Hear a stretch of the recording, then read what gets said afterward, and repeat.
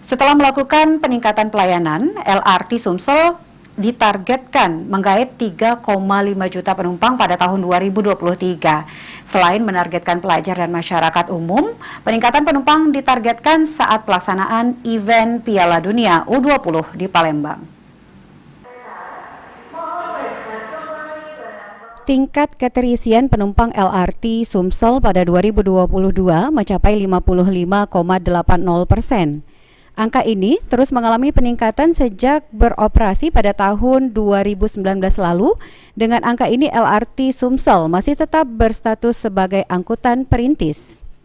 Kepala BPKA RSS Rode Paulus mengatakan target yang ditetapkan tahun ini sebenarnya hanya sebanyak 3,5 juta penumpang.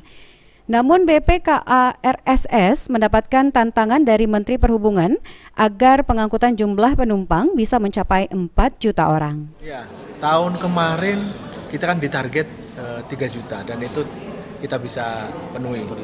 Tahun ini kalau sesuai dengan rencana kita sebenarnya kita ditargetkan kalau sesuai dengan proyeksi kita 3,5 juta tahun ini.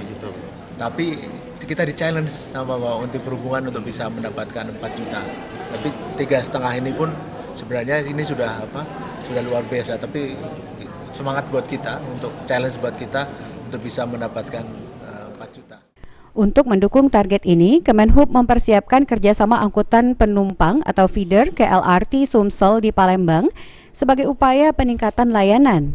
Selain itu, untuk kalangan pelajar akan diajak melakukan edu trip dan edu wisata di kereta LRT Sumsel.